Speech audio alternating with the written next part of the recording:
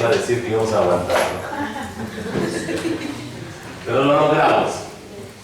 Y hablamos de instrumentos de política y hablamos de la complejidad del sector agropecuario y de repente nos podemos sentir como abrumados, ¿no? En el sentido de, híjole, ¿cómo le entro? ¿Cómo le entro? Quiero hacer bien las cosas, pero ¿cómo le hago? Pues la buena noticia es que sí hay formas, hay metodologías que nos simplifican la vida y que nos ayudan a hacer buenas políticas agropecuarias.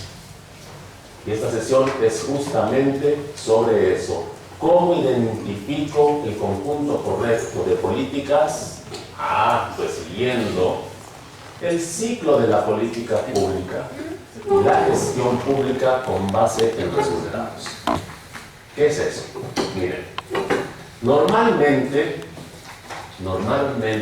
con lo que nos encontramos en la mayoría de los países es que consideramos indicadores relevantes, por ejemplo, cuánto presupuesto estamos asignando al sector agropecuario, al programa ABC, o qué porcentaje del ejercicio del presupuesto estamos llevando a cabo cada bimestre, cada semestre, cada año, le ejercimos todo o no, o qué cantidad de servicios o productos estoy proveyendo al sector, cuántos tractores entregué, cuántas toneladas de fertilizantes, cuántos números de becas di, cuántos cursos de capacitación realicé.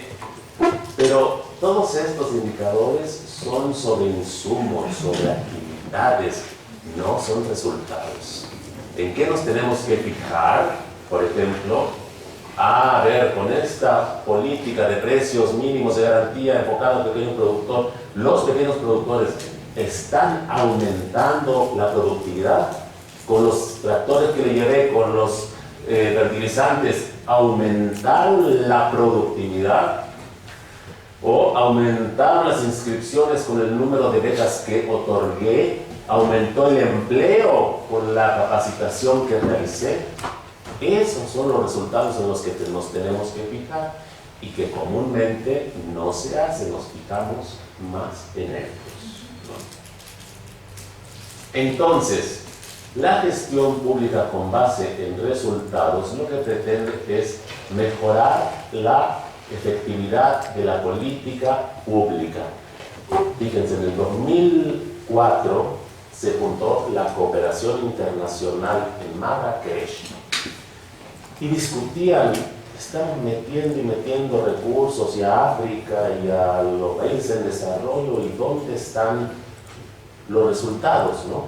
Entonces, ¿por qué no nos comprometemos a ir cambiando un poco el enfoque de nuestras intervenciones y ver cómo las hacemos realmente más eficientes y efectivas, que nos cueste menos y que realmente tengan los impactos que nos fijamos? Y lo que busca esta gestión pública con base en resultados es precisamente eso, ¿no? Que el dinero se gaste eficientemente y que se vaya asignando según prioridades. Este enfoque de gestión pública busca dirigir acciones hacia objetivos de desarrollo claramente definidos y alinear todos los programas en función de esos objetivos y esos planes de desarrollo estratégico, pero ojo, con indicadores de desempeño y metas que yo pueda medir esos resultados que presentamos hace un momentito. Y asignar el presupuesto de manera efectiva, además, considerando resultados de evaluación. ¿Qué decíamos en las distintas sesiones que tuvimos? Que generalmente no hay evaluaciones. Entonces yo no puedo usar esos resultados para tomar decisiones. Para ver, ¿voy bien o me regreso? ¿No? Entonces, no decimos que no se deban de medir avances. Estoy ejerciendo el gasto, entregué las toneladas de fertilizantes que tenía que entregar. Eso se tiene que hacer también, ¿no? Pero lo importante, lo más relevante es monitorear resultados.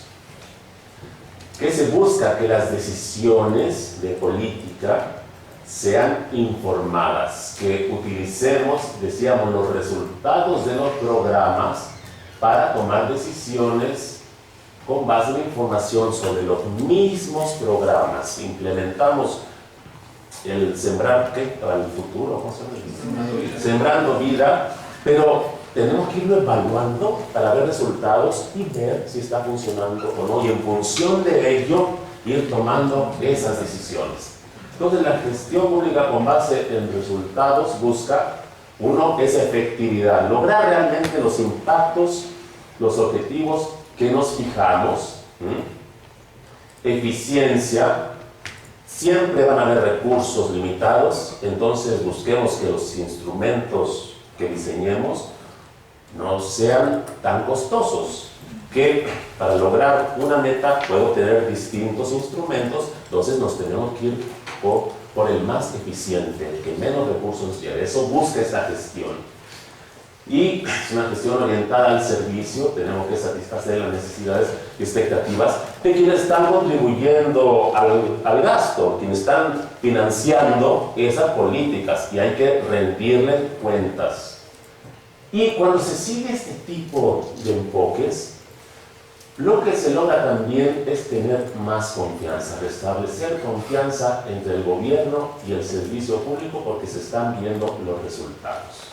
Entonces, la esencia de este tipo de enfoque radica, decíamos, en el establecimiento de objetivos y resultados sobre los que vamos a reorganizar todos los programas públicos, y sus 4 principios básicos, además de centrar la función pública en los resultados, es que vinculamos los resultados con la planeación, programación, presupuestación, monitoreo y evaluación también, pero promoviendo procedimientos simples para la medición, para proveer información, y rindiendo cuentas. Tenemos que render cuentas. Esa es la gestión con base en resultados. Y lo que hacemos es transitar de situaciones que nos encontramos en la mayoría de los países, en donde traemos por aquí objetivos de desarrollo, ¿no? Pero los objetivos sectoriales andan por otro lado y los resultados del nivel más intermedio, más bajo, y las acciones andan completamente por otro lado. Esto es muy común observarlo.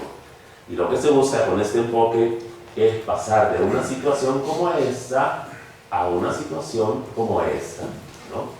En donde yo analizo muy bien y veo que si llevo a cabo ciertas actividades, voy a poder lograr ciertas, en PAO le traducimos realizaciones a los outputs. No es un término que suene en español muy bien, pero los traductores expertos nos dijeron, este es el término que hay que usar. Y si yo logro estos outputs o realizaciones, voy a poder lograr estos resultados de mayor nivel. Y si los logro, voy a contribuir con el logro de estas metas e impactos y con nuestros objetivos sectoriales. Hacia ahí queremos transitar, esa alineación de todo el accionar de gobierno. Pero, obviamente, la gestión con base en resultados requiere un cambio cultural bien fuerte. Y eso no aplica exclusivamente a gobiernos, que realmente ya se sigue en muchos gobiernos este enfoque. En México se ha tratado de, ahí vamos, pero en toda la cooperación internacional esto es lo que prevalece. Y no ha sido fácil. A mí me tocó vivirlo, ¿no? En donde había que cambiar la cultura de la gente, porque estaba la gente acostumbrada, no, si yo tengo mi proyecto, estoy trabajando con el país y mira, es lo que tenía que hacer. Sí, pero ¿dónde está el resultado? ¿Dónde está? ¿No? Entonces, hay todo un trabajo de cambio cultural. Requerimos también ciertas tecnologías, requerimos recursos financieros también para implementar este tipo de enfoques, ciertos procesos que nos lleven a esos resultados esperados. Entonces, en esta gestión pública con base en resultados partimos de objetivos, un primer nivel, con los objetivos nacionales,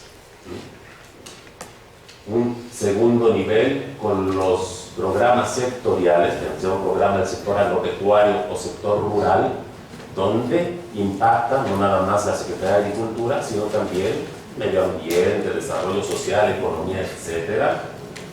Tenemos estos objetivos del, digamos, Plan Nacional de Desarrollo, y después vamos bajando a los objetivos de los ministerios y a los programas específicos que tienen que contar con metas muy concretas, medibles, con sus propósitos, con sus realizaciones o output, actividades y con su presupuesto correspondiente. Pero además, decíamos, este tipo de enfoques da una importancia mayúscula a lo que es monitoreo y evaluación.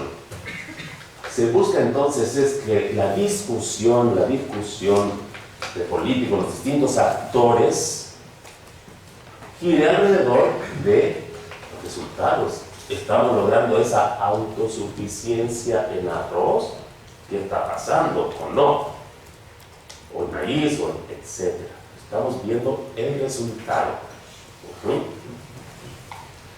Tomar esas decisiones de manera informada y rendir cuentas, asignando el presupuesto con base en los resultados, con sistemas de evaluación del desempeño, con indicadores de resultados que derivan del marco lógico, con sistemas que nos permitan ir mejorando la gestión, porque siempre hay maneras de hacer las cosas más eficientemente, y eso tiene que estar presente en este tipo de enfoques, y con las evaluaciones de desempeño del programa, esos sistemas de monitoreo y evaluación que son herramientas esenciales y que desgraciadamente muchas veces, y hablando de programas multimillonarios, no están ahí.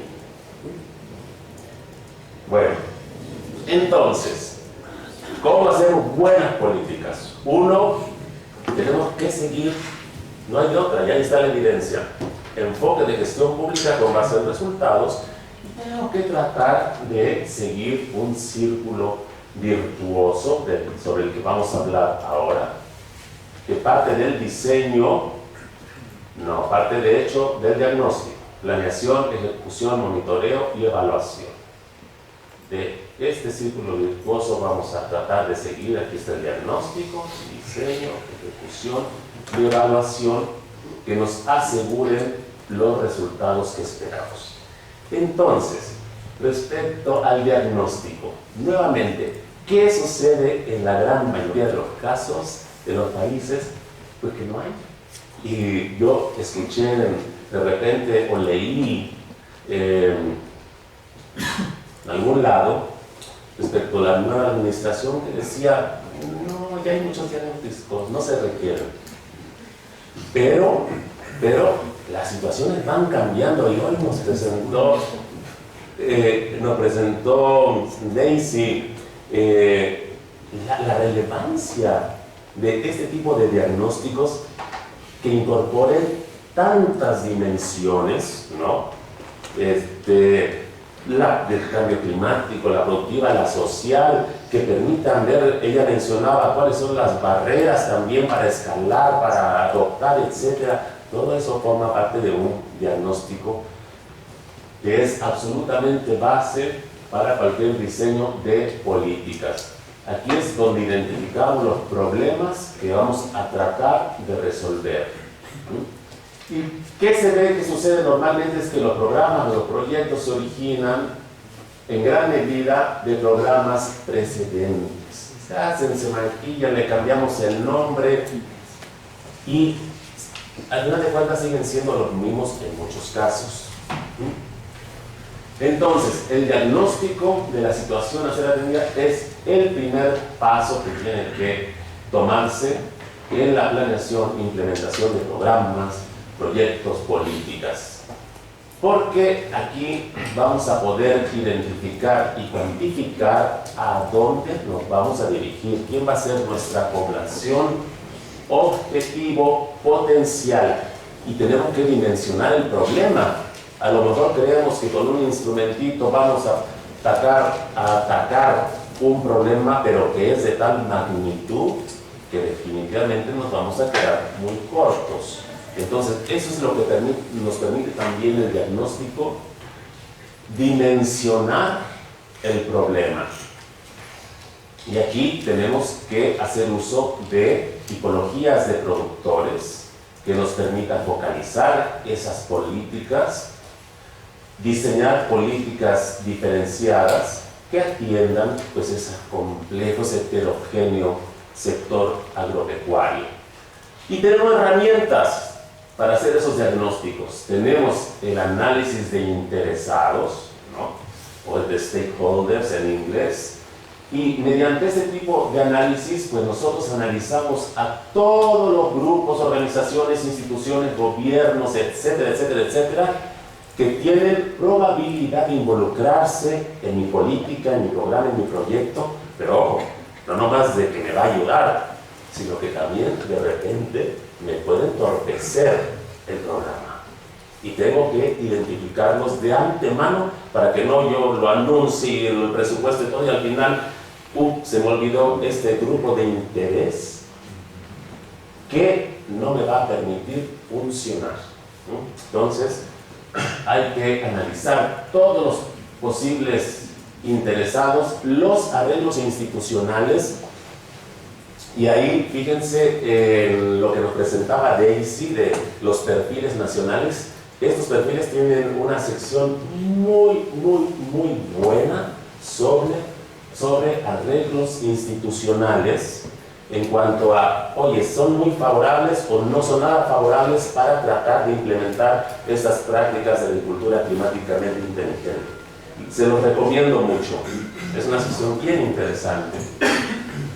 Y posteriormente tengo que hacer un análisis de los problemas que me permita identificar y definir exactamente cuál es mi problema de desarrollo, ¿no? ¿Es realmente la autosuficiencia alimentaria mi problema de desarrollo? Habría que verlo, ¿no? ¿Y qué va a ser la base para diseñar el programa o proyecto? Voy identificando causas, efectos que posteriormente se van a convertir en mis objetivos de desarrollo. Por ejemplo, y aquí tenemos una herramienta muy buena, que es el árbol de problemas, donde partimos, por ejemplo, tengo un sector rural y pesquero muy poco desarrollado y que no va a ser sostenible en el tiempo si seguimos como estamos. Bueno, ¿cuáles son las causas de este problema? Pues hay un bajo crecimiento de la agricultura y la pesca, hay un serio problema de pobreza en las familias rurales, hay una degradación de recursos, etcétera, etcétera. Bueno, y sobre esta causa, que también se convierte en un problema, ¿cuáles son sus respectivas causas? Pues no crece la agricultura y la pesca porque pues hay bajas capacidades técnicas, ¿no? Productivas de los emprendedores, porque no hay investigación suficiente aplicada a esta región o a estos estados, porque hay una baja productividad a nivel de finca, porque los productores no pueden acceder fácilmente a los mercados, etc. Y así nos vamos analizando cuáles son nuestros distintos problemas y sus causas. Esto se hace a nivel nacional, a nivel estatal, a nivel región. Esto se puede aplicar de cualquier manera. Y esta es la herramienta que se utiliza entonces para identificar los problemas de desarrollo como parte de nuestro diagnóstico para diseñar buenas políticas. Pero además, nos apoyamos en tipologías de productores. Tipologías de productores. Ustedes seguramente conocen esta tipología que realizó la FAO con la Secretaría de Agricultura hace ya como 10 años, pero que todavía se está utilizando por la nueva administración. Creemos que se tendría que actualizar, ¿no? Pero no he escuchado que haya el interés de hacerlo. Pero tenemos, dada esa heterogeneidad que hemos estado hable y hable del sector agropecuario, si no estratificamos, si no hacemos tipologías, imposible que nuestros instrumentos puedan ser efectivos, porque no vamos a poder diseñar políticas diferenciadas. Entonces, por ejemplo, aquí vamos viendo el estrato 1, agricultura familiar de subsistencia sin vinculación al mercado. Y aquí hablamos así, brevísimamente cuáles son sus características, obviamente hay muchas más, ¿no? O el estrato 2, agricultura familiar de subsistencia con vinculación al mercado, hablamos qué tipo de problemas tiene, sus características, o las unidades económicas rurales en transición, las empresariales con rentabilidad frágil, la empresarial pujante, el empresarial dinámico, y vemos de qué tamaño son cada estrato. Pero puede incluso ir más allá y ver por estrato participación de mujeres, dado que género interesa en la política, o tema indígena. Deseamos hacer la política de crecimiento más inclusivo, hay que fijarnos en ellos, y podría haber incluso temas de edad, etcétera, escolaridad. ¿Qué gano con todo este trabajo? Gano mucho, porque voy a poder focalizar y diseñar de mejor manera los instrumentos de política. No va, ahí les va el precio de garantía a todos los pequeños, ¿no? Ok. Eso en cuanto a diagnóstico. Después viene ya el diseño de la política. ¿Y qué encontramos normalmente? Pues normalmente no encontramos nada. Que no hay realmente un documento que nos diga, mira, así es como yo diseñé mi política agropecuaria en este país, para esta región. No hay información. En la mayoría de los casos el diseño se incluye en el resumen narrativo del marco lógico, si es que hubiera, porque también nuevamente en la mayoría de los casos no lo hay, o en documentos dispersos, es más comunes. Y entonces, ¿cómo puedo yo decir, esta política está diseñada de esta manera y esta? Pues ya depende de mi propia interpretación, no de lo que pudo haber pensado el político, sus asesores al momento de diseñar tal o cual política, sino que ya depende de cómo yo lo interprete, porque no está la información. Entonces, desde el diseño mismo incluso, tenemos que contemplar cómo va a ser evaluado ese programa, proyecto, política, y va a requerir referencias a líneas de base sobre indicadores de desempeño. ¿Qué hago para el diseño? ¿Qué herramientas hay? Bueno, yo tengo que hacer análisis de objetivos, mediante el cual voy a determinar cuál es la situación futura que busco. 2024 voy a ser autosuficiente en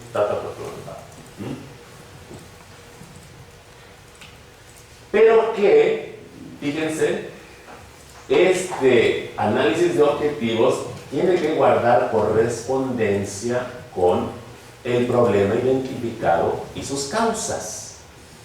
Entonces, a mí me hubiera encantado ver, no quedarme nada más en el discurso, este sector que ha estado excluido, sino cuáles son los problemas de estos pequeños productores, cuáles son sus causas, para con base en ello plantear mis objetivos, Estamos hablando de diseño, de la fase de diseño de las políticas.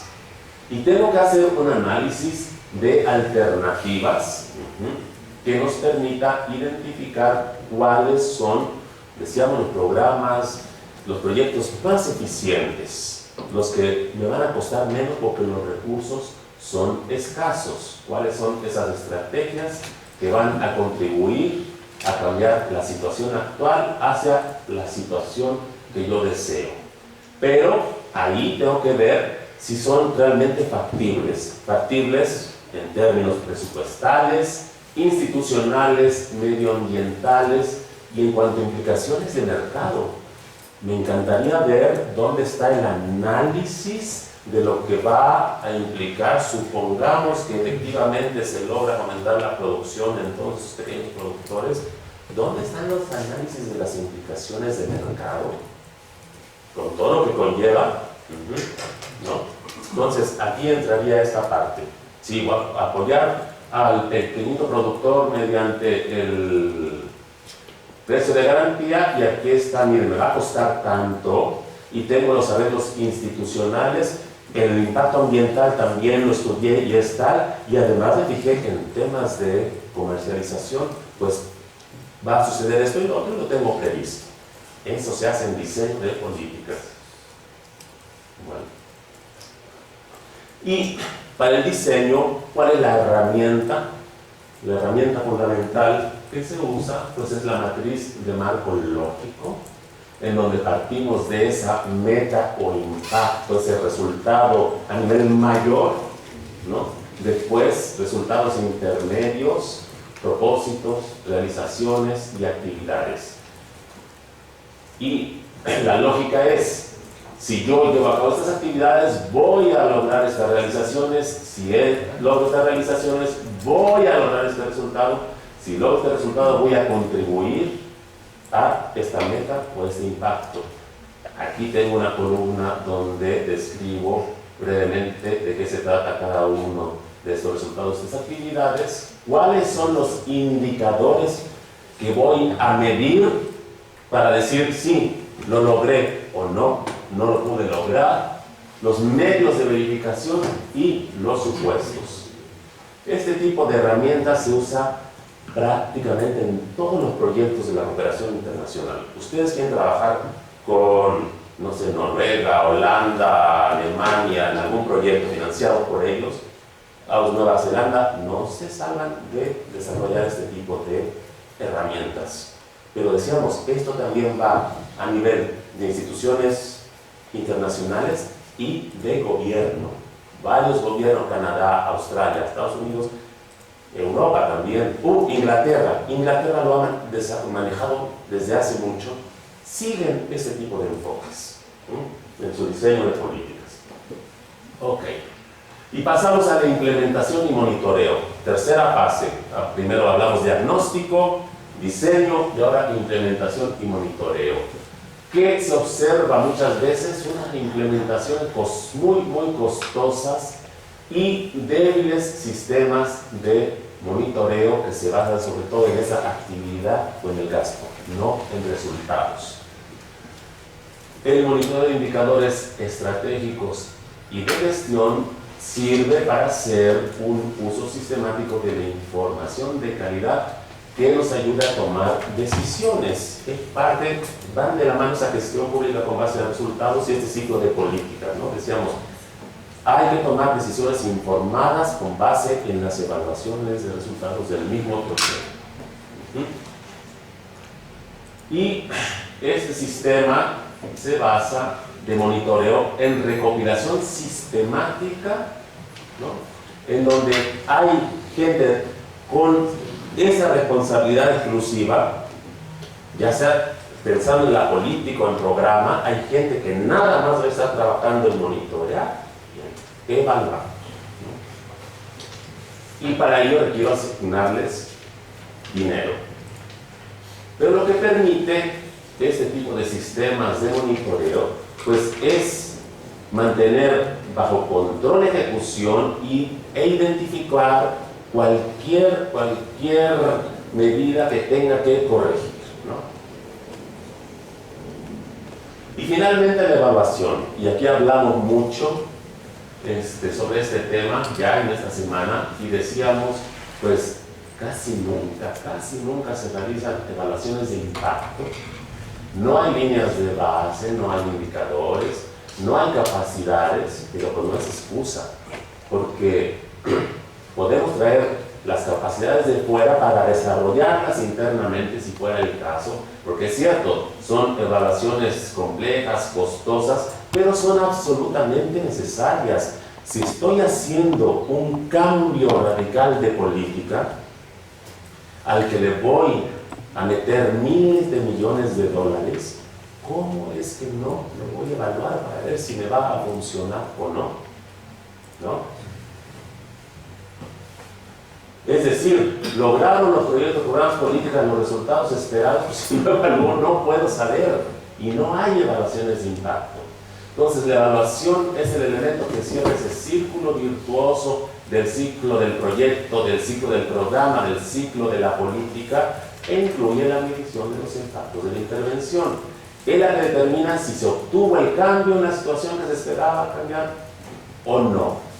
A ver, piensen, por ejemplo, ya, se la compramos a la 4T, vamos a implementar el programa de precios mínimos de garantía y con eso vamos a lograr autosuficiencia en todos los productos que se plantearon. Bien, pasan los 4 o 5 años, 2024, y caray, que somos autosuficientes en arroz, en maíz, en trigo y todo, pero y en cerdo. Pero, ¿qué creen que pasó? Pues que hubo esos eventos climatológicos catastróficos en Australia, en Estados Unidos, en Ucrania, en Sudáfrica, también es un problema más importante, que hicieron que los precios de los granos se dispararan. ¿Se acuerdan de esos picos de precios que presentamos y que dijimos los próximos 10 años es muy factible que se vuelvan a repetir? Bueno, imagínense que se fueran al cielo. ¿Qué hacen muchos productores grandes, medianos, cuando ven estos cambios relativos de precios? Y supónganse, por lo que ustedes quieran, que en Estados Unidos, gran comprador de nuestras frutas y hortalizas, pues de repente, no sé, una crisis económica, se les viene abajo el ingreso y cae la demanda de nuestras frutas y hortalizas, se va al suelo. ¿Qué hacen los productores del noroeste, los grandes productores del noroeste? ¿Qué van a hacer? Precios altísimos de básicos, se les cayó la demanda de frutas y hortalizas, se van a ir a los básicos. Entonces, llega 2024, ¡wow! Somos autosuficientes. Y se debió a la política interna. No. Por eso es fundamental la evaluación de impacto, porque nos permite atribuir causalidad. Nos permite decir, sí logramos la autosuficiencia por mi política, y aquí está el análisis. No fue por eventos externos, ¿no? Por eso son tan importantes las evaluaciones de impacto. Bueno, entonces, y decíamos en una de las láminas anteriores que la evaluación de alguna manera parte desde el diseño de la política, en donde yo identifico los indicadores que voy a medir para poder decir si efectivamente estoy logrando los resultados o no, y requiero contar con líneas de base, con encuestas después, cuando ya 1, 2, 3 años después de implementación del programa, debo tener también ahí un contrafactual que me permita comparar la situación con y sin política, con y sin programa, con y sin proyecto, para poder realmente medir resultados e impacto.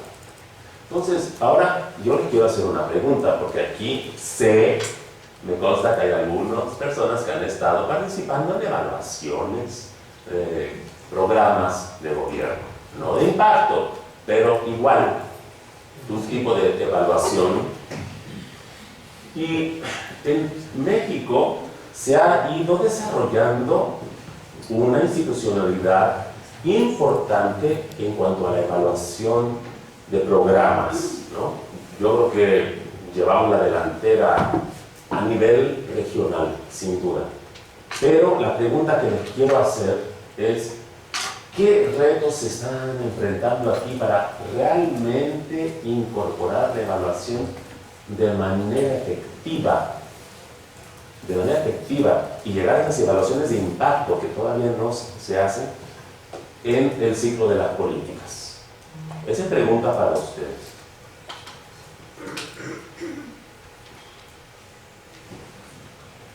Nuevamente, por favor, no quiero ver tantas manos a la vez, uno por uno.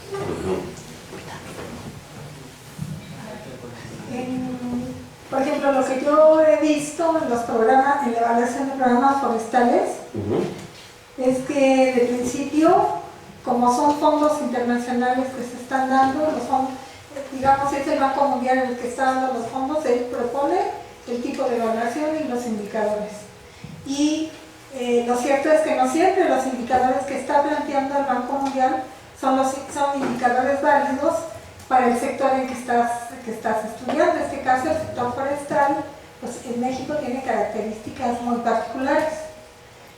Y eso hace que muchas veces las evaluaciones que se hacen de los programas de PROCIMAP, de PRODEPLAN, de todos estos programas, sea una evaluación a modo, porque lo que tratas es de, digamos, dar respuesta a los indicadores del Banco Mundial, no a los indicadores que deberían de generarse para tener realmente una evaluación de lo que está sucediendo en términos de impacto de esos programas. ¿Sí? Y ese es un problema fuertísimo. ¿Sí? Que hace que este tipo de evaluaciones realmente sean a modo. Ok. Entonces, a veces quien financia o quien dona, pues pone ciertas restricciones a la evaluación y ahí es donde radica, en ocasiones, parte del problema. ¿Por qué otras razones?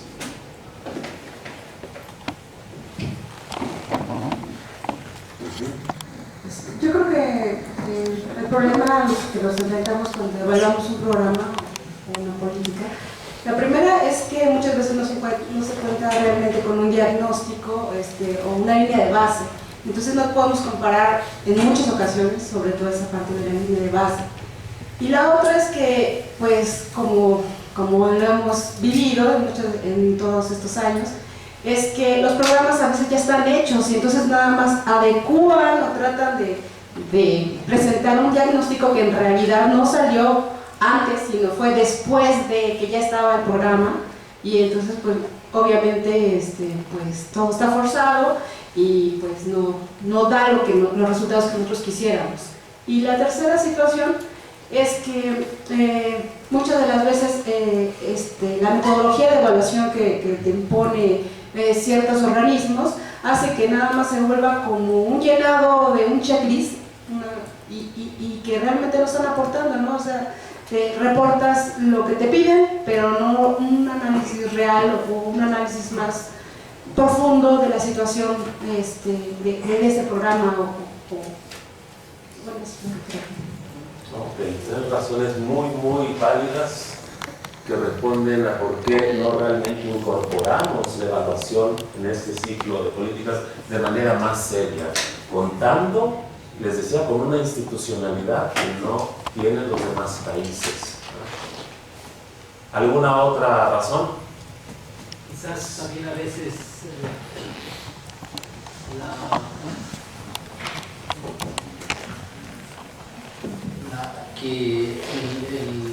aunque se quiera hacer una evaluación, el diseño del programa no lo permite porque no se... quizás el diseño y la evaluación van juntos en términos teóricos del diseño, pues no. Desde el momento que estás diseñando el programa tienes que incluir ver cómo lo vas a evaluar. Entonces a veces es imposible evaluar algo que ya está hecho, ¿no? También, absolutamente. Ese es un enorme reto. No podemos evaluar porque partimos ya de un mal diseño. Bueno, aparte de todo eso, creo que también la falta de continuidad de los programas pues obstaculizan que se puedan realizar evaluaciones de impacto. Se hacen evaluaciones de diseño, pero si un programa no funciona, se rediseña y se vuelven a hacer evaluaciones de diseño y solo se quedan en evaluaciones de diseño y realmente no se mide si ese programa fue productivo o no. Exactamente, ahí nos quedamos dando en un loop, ¿no? Tú me diste la... No, pero... Ah, pero igual. Alguien me pidió. Perdón. Coincido en lo que dice mi compañero, que ayer comentaba algo muy importante el doctor Leos, que aquí en México, ¿cuántos nombres tiene la Secretaría de Agricultura? ¿Cuántos ha tenido? Y en Estados Unidos nada más ha sido uno. Entonces pasa que cada sexenio hay nuevos programas, y independientemente de si fueron buenos o no, siempre dicen que el anterior estuvo mal y que no funcionó. Entonces realmente también no hay como objetividad en esta parte de la evaluación, sino es más bien quién llega a estar pues en esta situación de poder, por decirlo de alguna manera. Absolutamente, los cambios institucionales son terribles para poder llevar a cabo esto que estamos hablando. Ahorita va a acordar el país, pero había un país en la región en donde el promedio de vida del ministro de Agricultura era de un año. Un año. ¿Cuál? Creo que ese es el promedio para toda Latinoamérica, en promedio. 9 meses. Ah, puede ser.